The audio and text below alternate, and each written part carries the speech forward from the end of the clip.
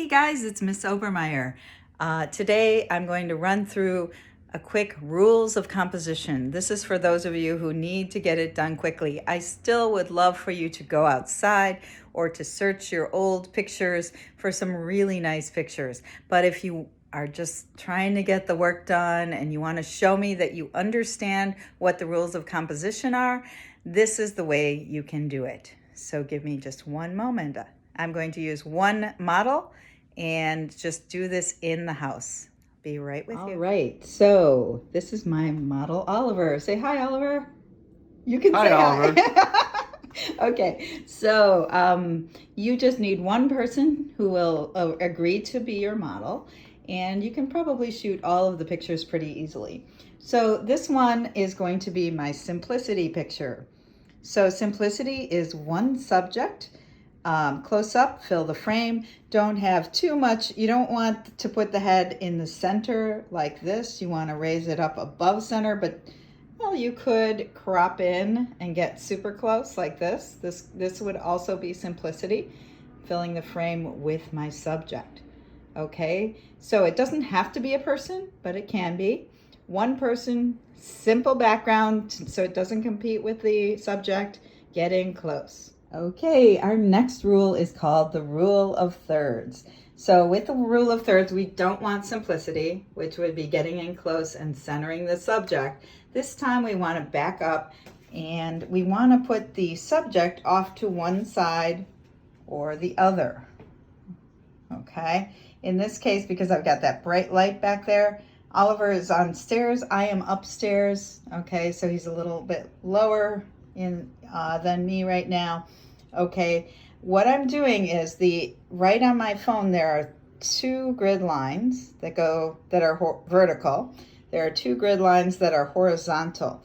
What I want to do is put my subject where two of the grid lines cross so that he is off center.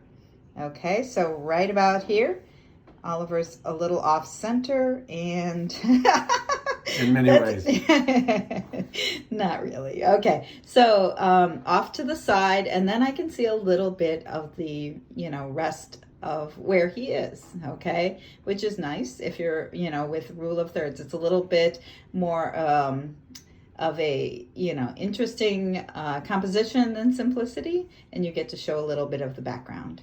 Okay, so that's rule of thirds. All right, the next one is movement into the frame. Basically, it's just like rule of thirds, where you put the subject off to one side on one of those rule of thirds lines, but the subject is turned into the frame. So you can see that there is space in front of him here and not space behind him so much, okay? It doesn't have to be a person. It could be a car, it could be a bicycle, but whatever it is, you want to have the space in front of them rather than in back of them. You wouldn't want it to be like this with the subject looking out of the frame. You don't want the empty space back here. Usually you want to back up a little. I'm trying to keep the background simple. So, outside you could back up a little and show a little bit more of the background. So again, rule of thirds, leave space for the person to look into the frame, not like this, where he's looking out. Movement into the frame. Okay, the next one is framing. And you can see here that I'm using the door frame, okay, to frame my subject right in here, to kind of create a frame around the subject. So you can do things like that. You can also do things like, can you come out a little, close the door behind you for a second? Okay, another thing I've seen done is I'm using my glasses to frame my subject right now. I just have to make sure that it's the camera is focused on him. Okay, and another possibility is to, let's see, put your hands on, both of your hands up on your head. Okay. Not so, no, let's not do that. Okay, take them down. Okay, but here, if I back up a little, not fall down the stairs. Okay, turn your body a little bit There you go. Look at me. Okay, so the door frame again it's a different composition. I'm going to sit down here to back up a little bit, but the door frame is framing him again in a different way. Okay, maybe I could come in a little closer, turn your head into the picture going this way. More? Okay, so again, we've got kind of the door frame that is framing the subject, maybe about like that. Okay, so the next one is layering. So with layering, you need something to be layered in the foreground. In this case, we've got the computer, and then there's another computer behind it, and then my subject Oliver is behind that. So the picture would look something like that. I'm going to try to move him around a little bit to try to get rid of the mergers in the background. So maybe something like that. There we go. Maybe if I go a little bit lower. Oh, that's pretty good. How about right about there? So layering, you want some things in the foreground, something else behind that thing in the middle ground, okay?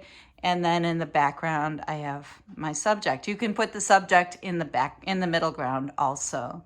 Okay, so that's layering the subjects going back into the space. Okay, and our last one is repetition. So with repetition, you want to have repeating shapes. They can be exactly the same or they can be similar. Okay, and in this case, these are batteries, and they're kind of cool because they've got a good color. I could play around with them, you know, to try and overlap some of them to try to make a better or more interesting combination. They look like little cigarette butts. It's weird. Okay, here we go. So, repetition. And that is our last rule of composition.